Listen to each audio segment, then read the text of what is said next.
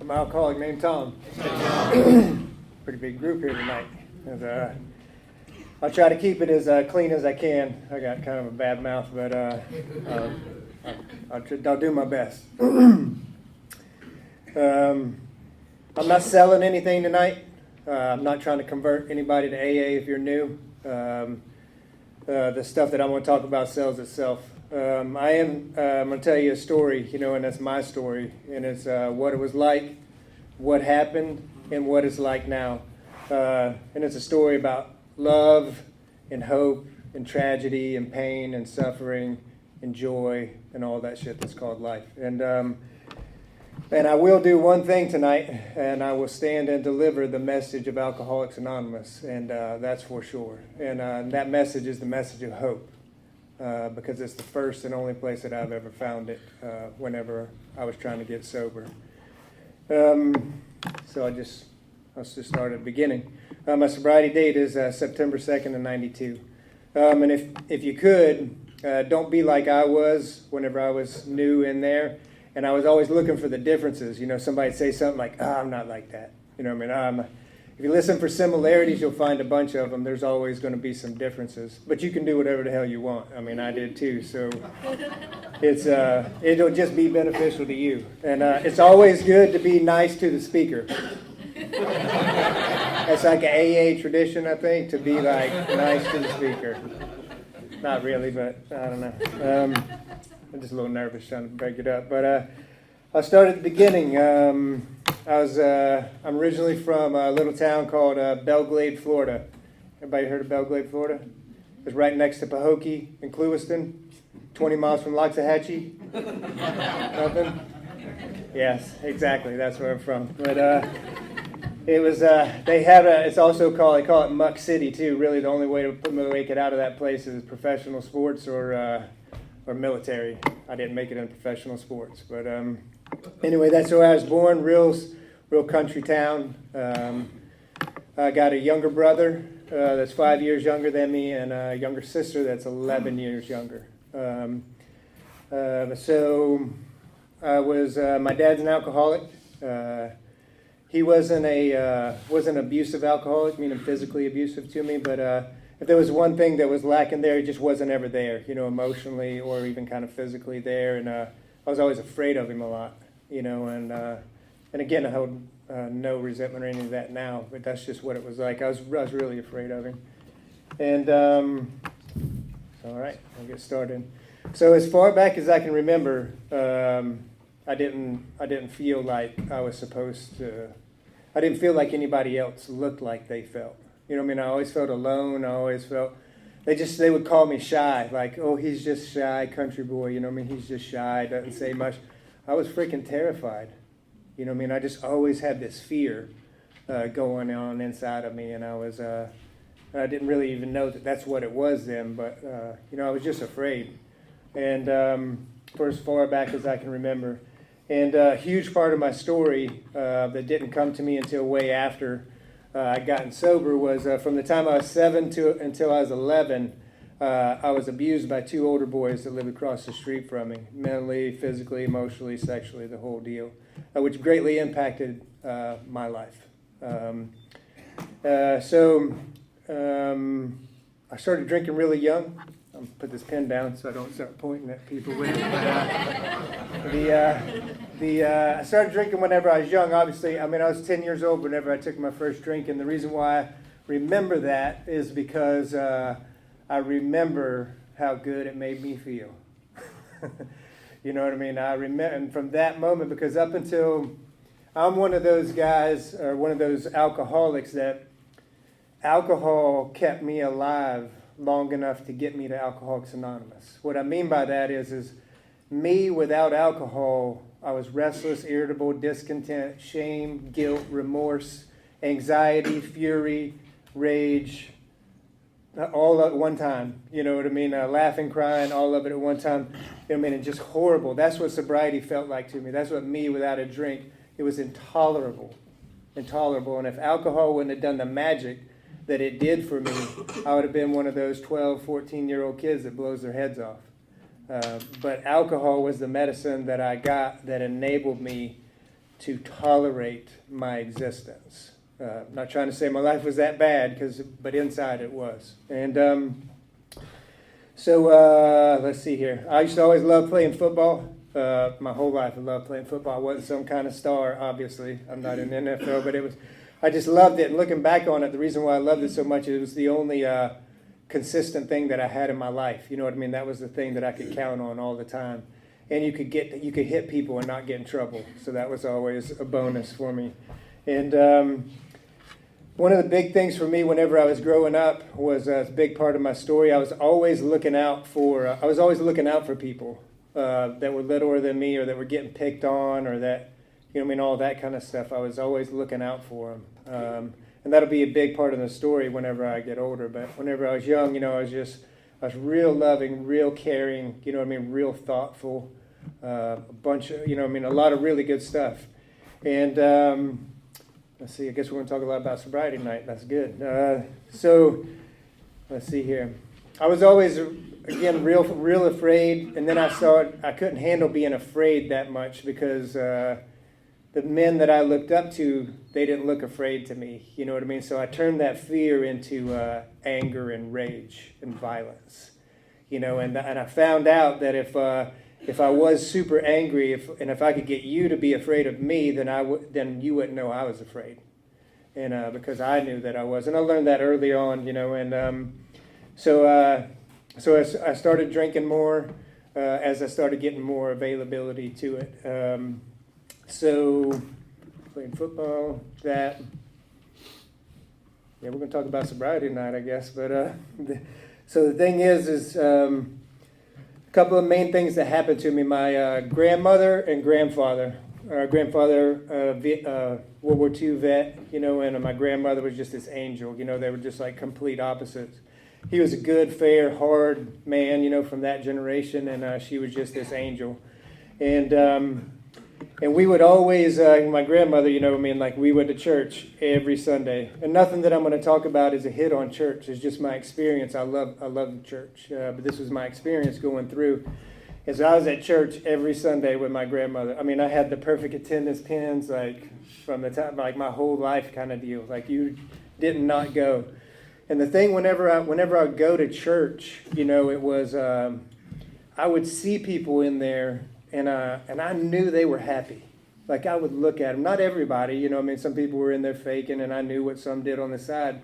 But there was some folks, the ones that drank with my dad and stuff, and but there was some folks in there, man, they meant it. They were what I know now, they were walking the walk. You know what I mean? And they were happy, and they were singing, and I would just look at them, and I was like, man, I wish I felt like that. And they would talk about God, and they would do all these things.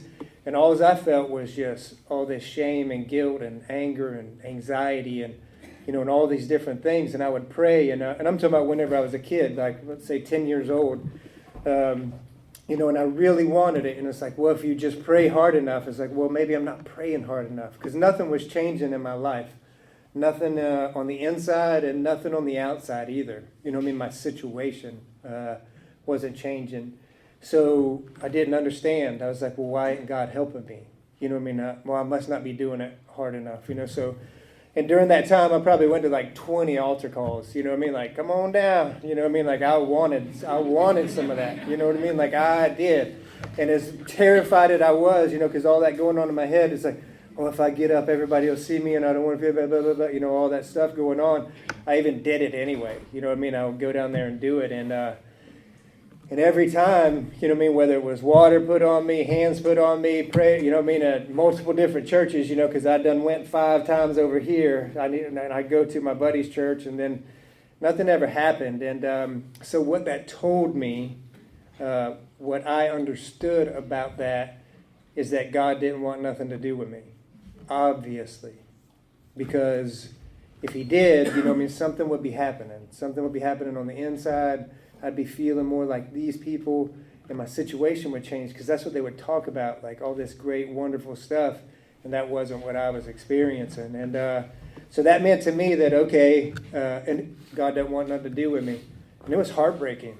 I was man, what do you do? I was a kid. like I said, 10, 12 years old, whatever, and it was like, man, I was like, what now? There was nothing. The only thing, again, that I would get some relief from, every few weeks or whenever we stole some from my buddies, either my dad or my buddy's dad, we'd steal some liquor and stuff and get some relief there. It was just, it wasn't good at all. So I was like, okay, God don't want nothing to do with me. Good. Don't want nothing to do with him either. And I don't want nothing to do with you. And I figured out that whatever I was going to get in life is I was going to get it. That's how it is. And I set off in my life doing that. And for me, I always want to, looking at the men that I looked up to in my life, and I had some good examples, but I just had what I had, and to me, what made a man was, because what I seen in the ones that I respected and they had respect, and it's just my situation, was what made you a man was how much you could drink, how many people's ass you could whip, and how many women you slept with. That's what made you a man. That's all I knew. So it's like, okay, I want to be a man, so that's what I got to do to be like that. And so I did. That was my quest for manhood. And I didn't know any of the other stuff that I know now. So I started doing all that, and then my grandparents. So that back to that deal with God. So I was done away with that. I was like, great, whatever, I don't care. Here we go.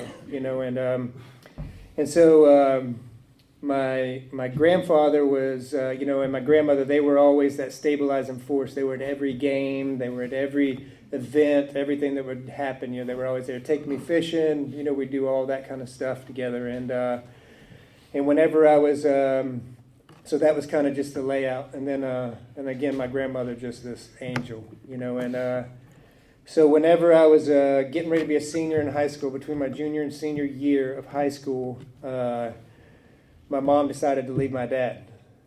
She's like, hey, 17 at the time. She's like, hey, I'm going to leave your dad. What do you think about that? I'm like, hell yeah. You know what I mean? Like, let's go. And so it was, because I was already off the rails, whenever I was 15 years old. As far as getting in trouble with the law, as far as doing stuff. I was the kid that the other parents told their kids not to be around. That was, and I didn't want to be. That was kind of the mind melter for me. I didn't really want to be like how I was acting, but I couldn't stop acting that way or doing that way, and I really didn't know why, and God didn't want to help me in my situation, so I'm like, whatever.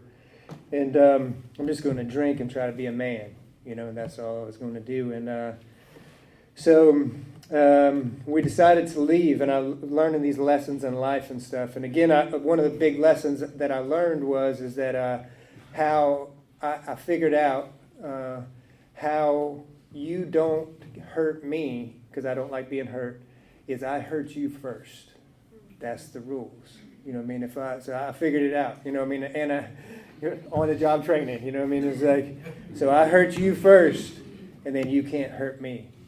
So I learned that lesson, and then whenever my mom was leaving my dad, like I said, I had a lot of anger, really hated my dad. I don't really know that reason why I had the level of hate that I did at the time.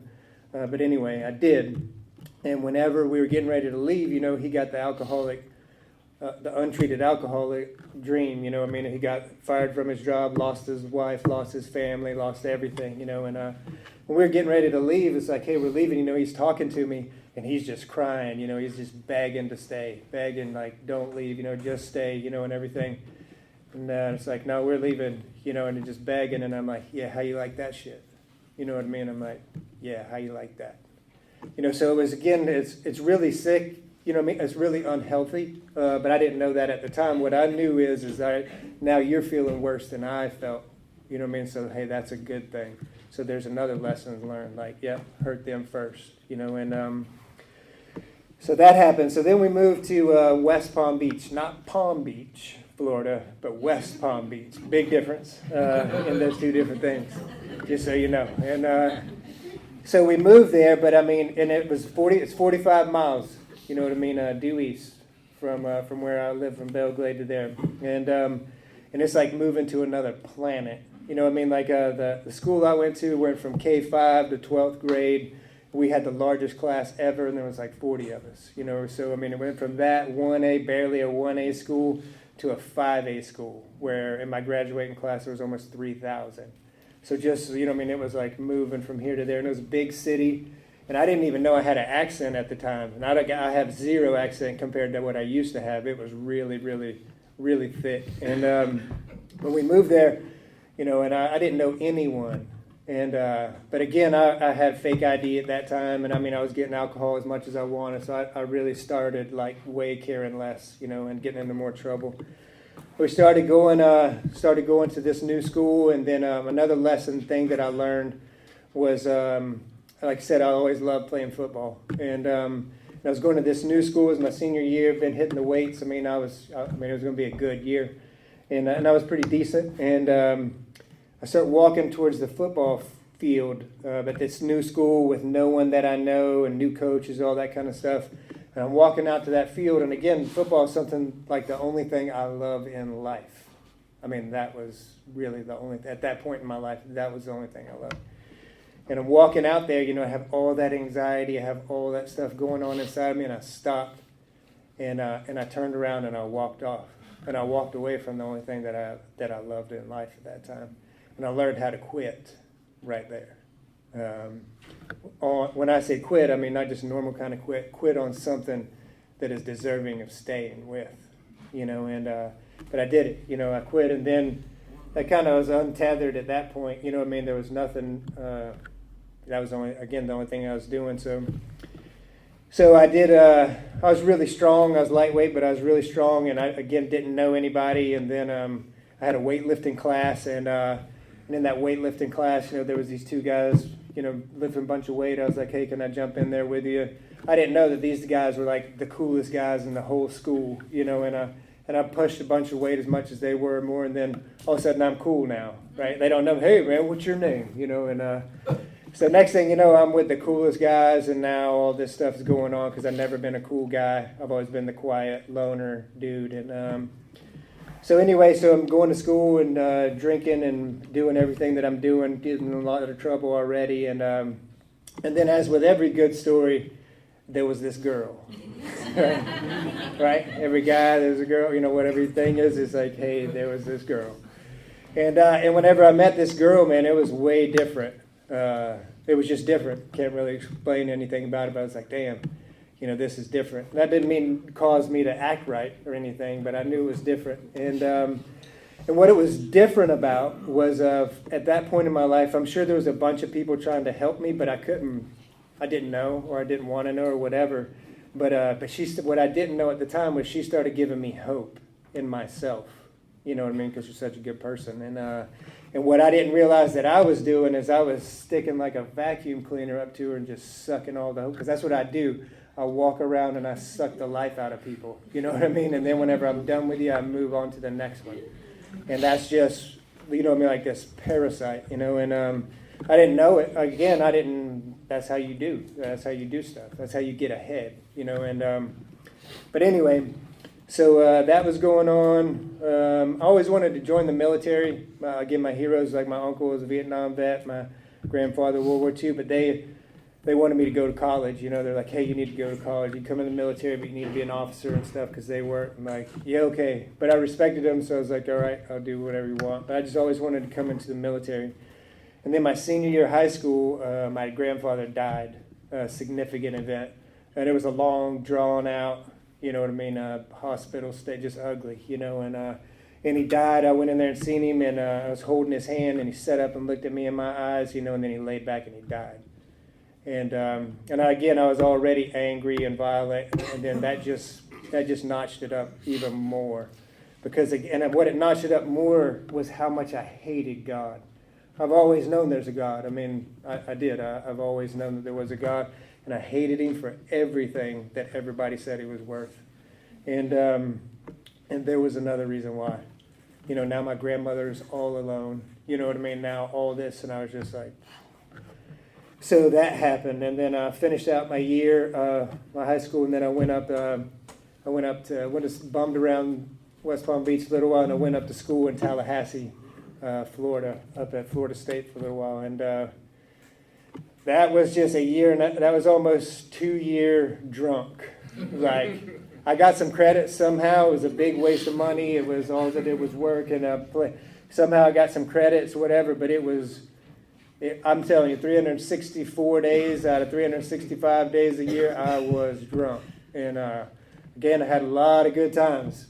But Tallahassee's finest decided it was best I no longer stayed there. So I come back, and now I'm on probate. The same old game, that we all know. And I knew I was going. I knew where this road was going, because I was, stopping. So went to the recruiter, and joined the military. Plus, it helped me get off probation early. You know what I mean? So I'm like, all right. And that's all I wanted to do anyway. So I came in 1990, in the summer of 1990. As soon as I got into the military, man, I loved it. You know what I mean? It was like my place. For the first time in my life, I fit somewhere. You know what I mean? And I was good at it. And and again, during all this time, still drinking, still everything, burning it down. And then me and that girl still together, and somehow, because of her, we're still together. And at that time, and then so I'm at basic training. And that's when the Gulf War kicked off in 1990, and so I get out of basic AIT. I'd already been to jump school, so I'm like coming up here to Fort Bragg and going to war. You know what I mean? Going straight over. So what do you do, though? Because I don't know about y'all, but my life was like a movie, right? I was like that badass, guy going, what do you do before you go to war? You got to get married, right? Because you're getting ready to die, right? So get married, because that's the movies, You get married, you go to war, you die, they cry, you're celebrated, So so that's what, so we got married. You know what I mean? I was 20, she was 19, because I was getting ready to go to war. And came up here. We were at Fort Bragg living with my uncle, and she stayed here. And then I deployed over to the Gulf War. And so whenever I was there, again, I came straight off the street right into that.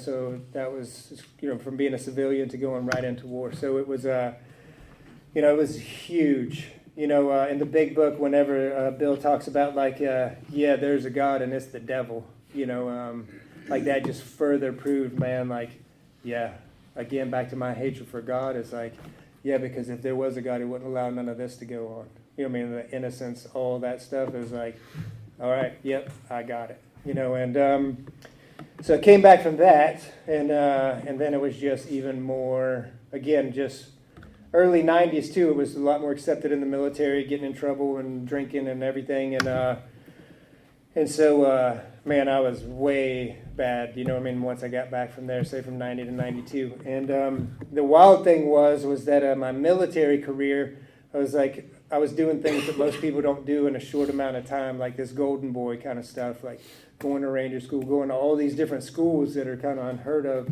and I was just killing it. So on my, on the professional side, we'll call it, I was just this rock star. And then on inside and in my personal life, absolute devastation. Absolute devastation. And it didn't make sense to me. You know what I mean? Because, I knew I drank and partied and, I did a lot of things too much, but then look at all this success. It was like, hey, if I didn't have any success, that would kind of make sense to me. Like, hey, but I had all this success, and then on the outside, but then on the inside, all that was going on, and I just would scratch my head about it. I'm like, man, what is it? What is going on? But again, the alcoholic life seems the only normal one, so because everybody that I hung around with had the same kind of problems that I had, problems with their wives, problem with the law, problem with this. Everybody I know has those problems. Because if you didn't drink and raise hell like we did, you weren't around. Y'all know. It took a certain type of folks to run with a certain type of folks, and it ain't for the weak or faint of heart, And so it's just like, okay, this is it. The one thing that I've known, I have always known the difference between right and wrong. I've always known the difference between right and wrong. I've always known the right thing to do, and I could never fucking pull it off. I could never pull it off. I just couldn't. I'd do good, screw everything up. Do good, screw everything up. do good. I mean, my whole life, you know what I mean? And when I say screw up, it was catastrophic, you know what I mean? Because I would be drunk. And so, you know what I mean, that whole thing, man, and that broke my heart, you know what I mean, whenever I would crush the people that loved me. But I couldn't stop, because I couldn't stop drinking. I didn't want to stop drinking. Again, back to me not drinking, like it wasn't even a thought in my mind. Now, don't get me wrong, I knew when to lay low. You know, I mean, I knew when to like, damn, that was a big one. You know, and I need to lay low, but I was just buying my time. You know what I mean? I'm just buying. I personally never said I'm not drinking no more. I would never say that because again, and the reason why was because what sobriety was to me. Like me without drinking was restless, irritable, discontent, shame, guilt, remorse, anxiety. I mean, fear, terror, frustration. That's what not drinking felt like to me. Who would want that? I didn't want it. I would just rather take a few. I needed some relief, you know, and I got it every time. And, you know what I mean? So I knew when to lay low, but I was just always waiting. You know what I mean? It's like I'm just buying my time, and then I can get back after it the way I want to.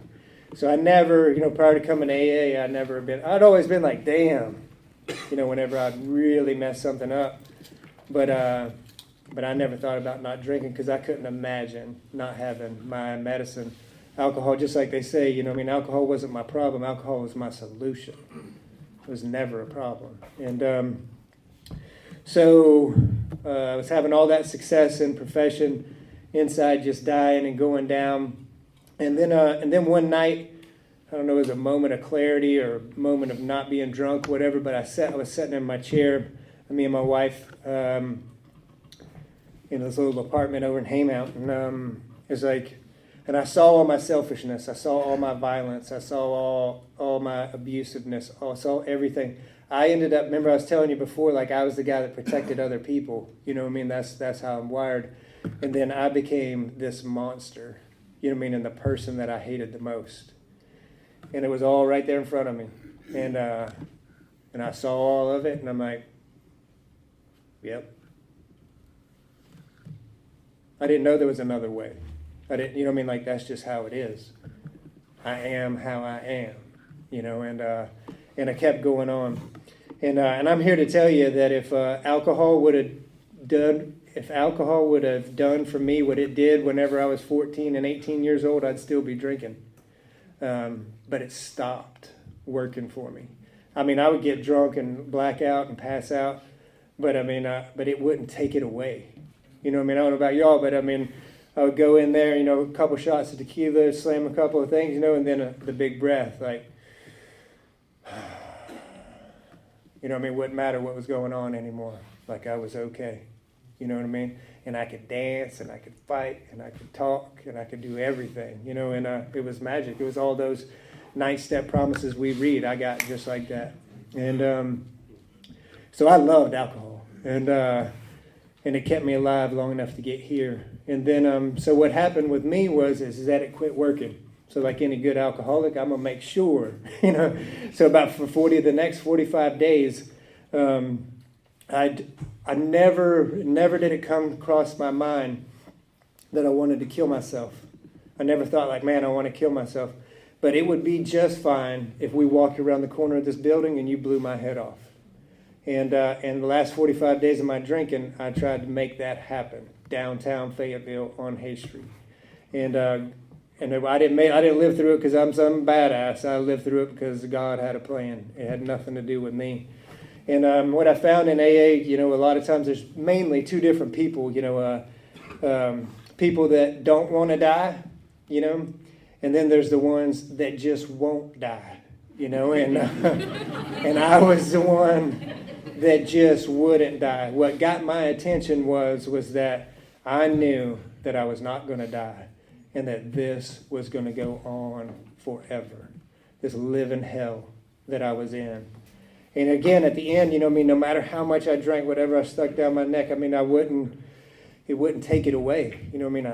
It wouldn't take it away. And I wouldn't die, you know. And then And then on my last drunk, I did I broke all my rules. I don't know about y'all, but I had these rules, not laws. My rules. Whether it was don't drink and drive, yeah, whatever. Don't play with guns whenever you're drunk, yeah, whatever. You know what I mean? Like all these different things. Until the last night I drank, the best and worst thing in the world happened to me is I remembered the whole night. Because usually I black out, for hours or days, and I remembered everything that I did. And I broke all my rules. And I'm not going to tell you all what my last rule was because this ain't a fifth step, you know what I mean? But I broke all my rules, and that got my attention because I knew that if I took another drink, that I was going to go to a place I had never been before. And if y'all would have saw me then, probably much like some of y'all now, it's like you would see me and like, yeah, that dude's crazy.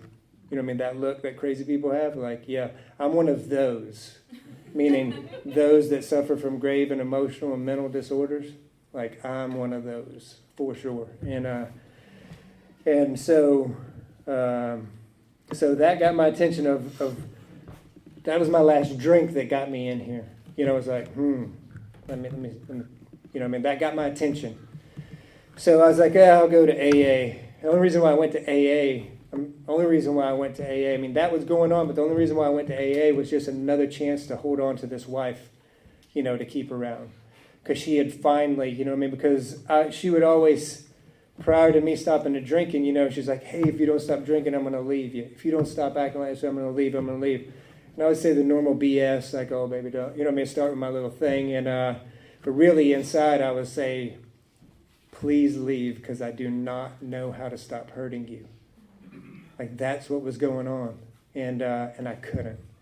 But finally there at the end, she had no longer cared about her life either, so she didn't care what I did or didn't do. And so I was like, well, I'll go to AA. Maybe that'll be another chance. And so I come into AA.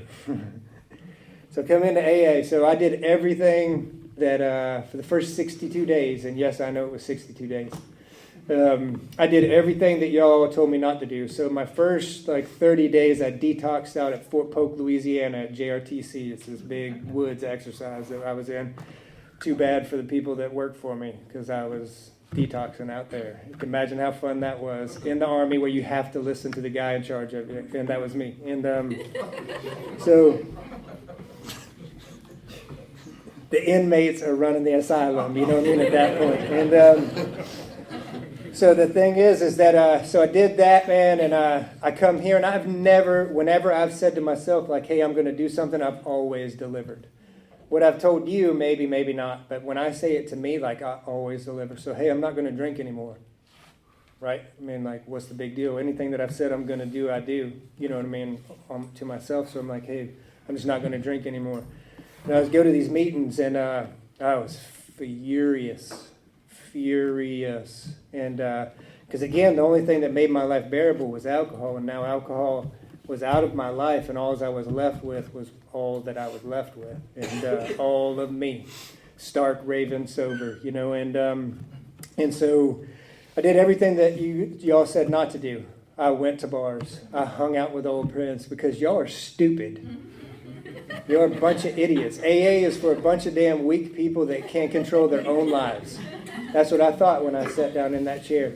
And there I sat in that chair, in that meeting, talking about y'all.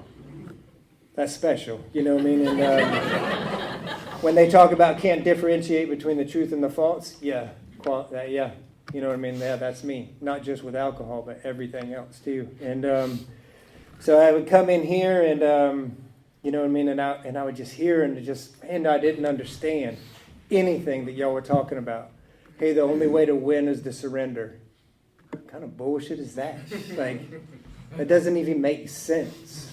Like, again, because I came from pure violence, you know what I mean? A lot of violence, and it's like, I was like, whenever we first you're circled up to pray, I couldn't close my eyes because if I close my eyes, then you can get the drop on me. And, all of that, like, that's where I was living, was where I was out there. I was just brought it all in here to y'all.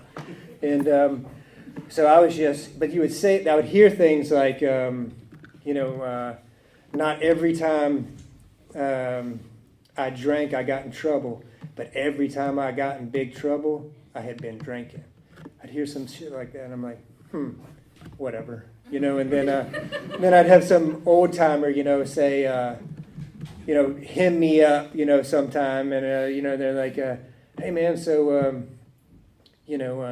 why do you drink? You all know the setup if you've been here for a while, and it's like, why do you drink? I was like, yeah, because I like the taste of Miller Lite and Jim Beam. That's why. He's like, okay. He's like, well, when you're not drinking Miller Lite or Jim Beam, what do you drink? Pepsi, Coca-Cola, whatever. It's like, yeah, I like to drink Coca-Cola, and it's like, okay. Well, have you ever sat down and drank a case of Cokes, one right after the other, as fast as you could? And I'm like, no, that's stupid. Why would you do that?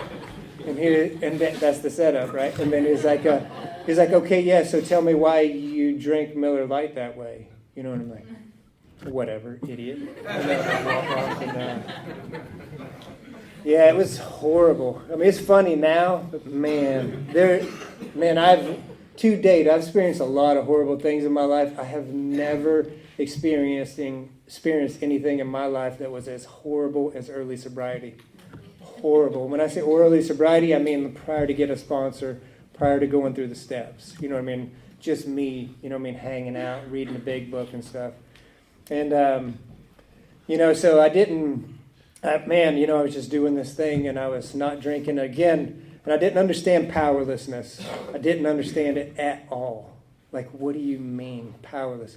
Because if I got you by the throat, talk to me about powerless. Because that's the only thing I knew was physical stuff. And I was like, well, I don't get it. 62 days of not drinking. I got it. Because I didn't want to drink no more, like for sure. And I wanted to drink so bad I couldn't stand it. And then I understood powerless, because that's what was going on. And that was the night that I surrendered. And because, I got my thing that got me in here. My last drink that got me in here. But the real deal, the real surrender, the real good stuff wasn't until I had been here for a while and had some detoxing and then had some more of me, and what happened that night for me is that short version ended up, well, whatever, my mind is that, hey, I knew I couldn't drink anymore, but I was coming out of my skin. Like my skin didn't fit. Like I needed some relief. That's what I needed then. It's what I need today. Is I must have relief, and I'm going to get some. I'm going to get relief. I have to. And for me at that time, I didn't have any of this. I had all that I brought. So in my mind was that I know I can't drink anymore, so I'm not doing that. But if I hit somebody, man, I'm going to feel good.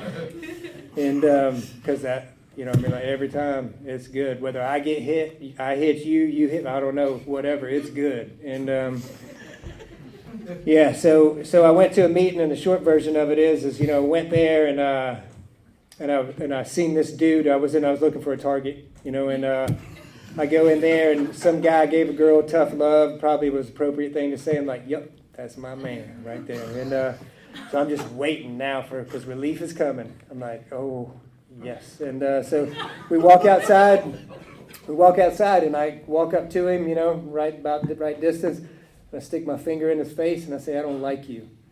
So in my mind, I know how this is getting ready to happen, just like it's happened thousands of other times. Like, he's going to say, kiss my ass, F you, and as soon as he gets that first word out of his mouth, I'm just going to rip him, and man, this is going to be great. And so I did that, and I got my plan, and I was always a small, quiet, sneaky dude, I executed, and so I was like, did that, and he said, set my finger in his face, say, hey, I don't like you. And he looks at me, and I'm waiting for that response, and he's like, hey, well, we're getting ready to go get some coffee. You want to come with us?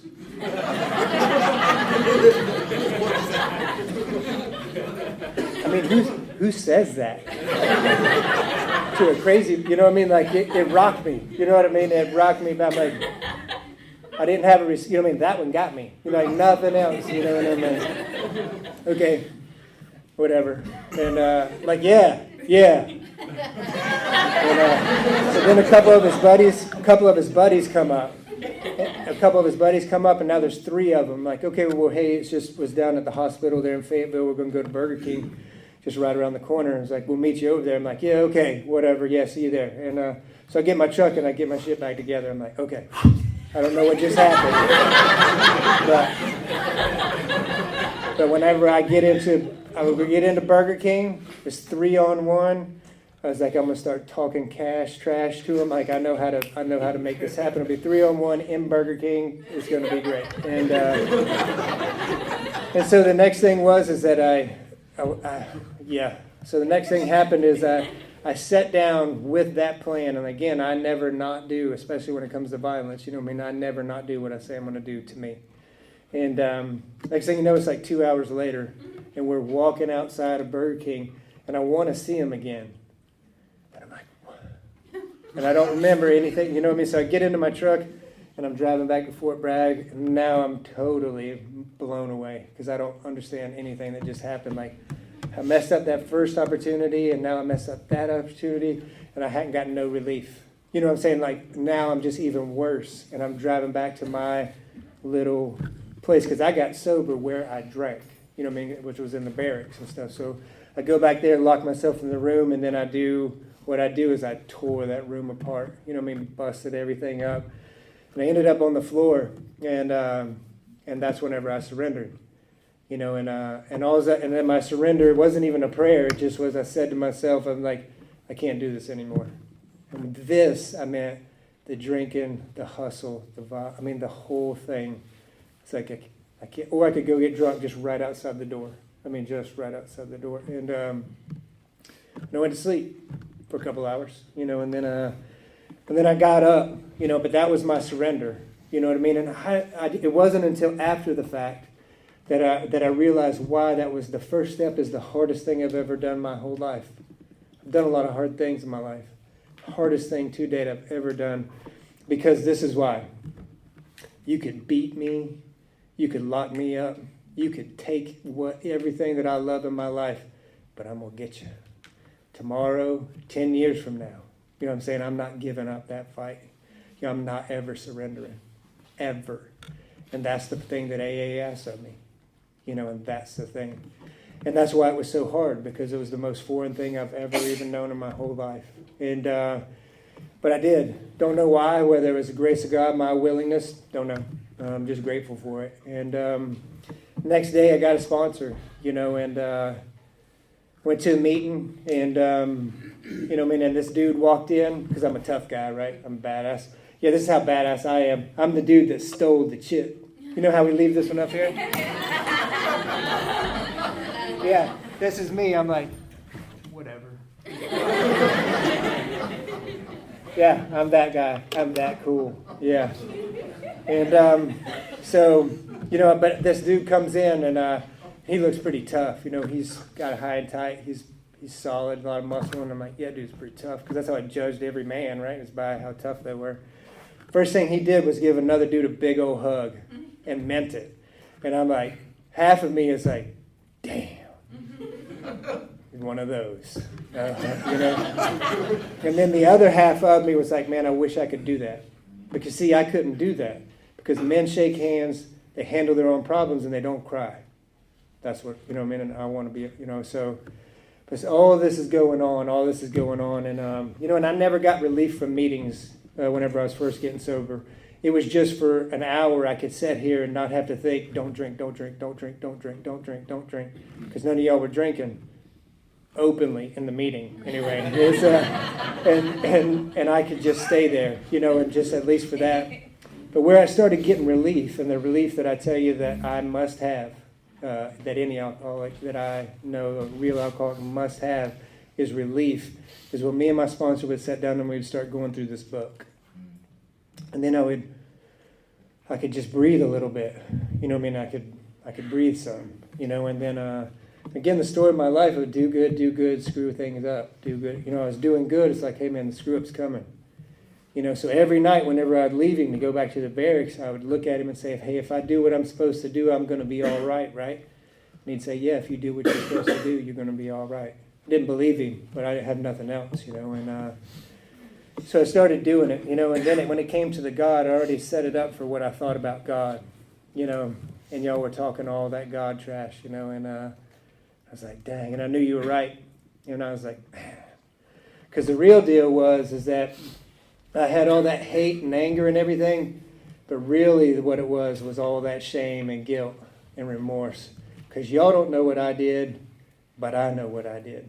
All my life I've had people around me that love me, and I would say, yeah, you love me, but you wouldn't love me if you knew me. You wouldn't love me if you knew what I had done. And I knew that. And, so now I'm here, and y'all are talking about God. And the cool thing is, in that second step, that God word ain't in there. And my progression of my conscious contact with my higher power, it started with one man.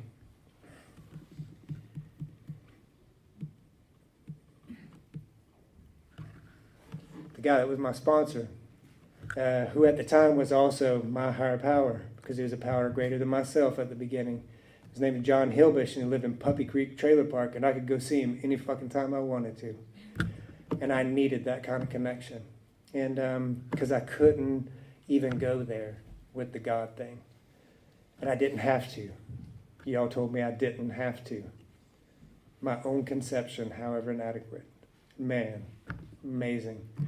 So I didn't have to, and I started down that road. Me and my sponsor, he's like, hey man, this is the deal. My sponsor only had a year's sobriety at that time. And so it wasn't like he was some kind of big book guru kind of, dude. But, big book thumper. Who likes those guys? Y'all know I'm one. But anyway, with him, man, it was like, he's like, hey, man, this is what we're going to do. When the book says to pray, we're going to pray. When the book says to talk, we're going to talk. When it says to write, we're going to write. When it says that, when we're just going to do what this says right here. That's it. That's it. We're not going to fix your finances. We're not going to fix your marriage. We're not going to fix any of it. We're just going to do this right here and see what happens, And I was like, all right. And my intention of doing these steps with my sponsor was for one reason, and that was to prove that this program and y'all could not help a guy like me. And that was my intention, to talk about motives and intentions. That was my motive and my intention of doing steps 1 through 12. Because I was damaged, and I knew it. And with that motive and with that intention, I got sober. Figure that shit out. The steps don't care. The best thing about AA is that I don't have to want to do it. I don't even have to believe it. I just got to do it. You know what I mean? And that is a wonderful, AA is built for me, and for sure. Because I didn't have to understand it. I didn't have to want to. I just had to do it. You know what I mean? And through that process, I got what those church people had whenever I was that little kid. You know what I mean? I did. And what I found is that God was answering my prayer at that time. Of course, I didn't know it at that time, but it answered it much years later in here. So through this process, I got what they have. That my God of my own understanding. And it's not the same one. It's not the story that my grandma taught me. It's not anybody else. It's mine. My conception. And I got it through y'all. And to date, Alcoholics Anonymous is the best thing I have going on in my life. Me and that woman, we've been married for 26 years this year. We've got 2 boys. Just turning 18 and 15. They want me to be around. And you won't ever hear me say or talk about what I deserve. Because I know what I deserve. And that ain't what's going on in my life. You know what that means? That means that God is only loving. He is only merciful. He is only graceful and is only kind. There is no scorecard. Because I'm alive and I shouldn't be alive. I'm sober and I shouldn't be sober. I have a family, blah, blah, blah, blah, blah. I'll go down my whole gratitude list, That's what Alcoholics Anonymous did for me and still does every day. And anything that I put in front of Alcoholics Anonymous, I am guaranteed to lose catastrophically. I've proven that. But today, just like before until now, is like I want to stay sober more than I want to drink. And that's all that's required. You know what I mean? And I got to do what y'all asked me to do. And it's the best thing I got going on. It's pretty badass too. And but I just I'm going to read this one spot. It's the best thing that you heard tonight so far. It's from page 164. I'll try to get through it. It says, abandon yourself to God as you understand God.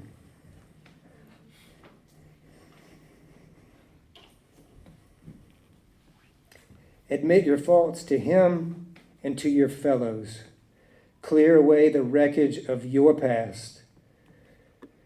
Give freely of what you find and join us.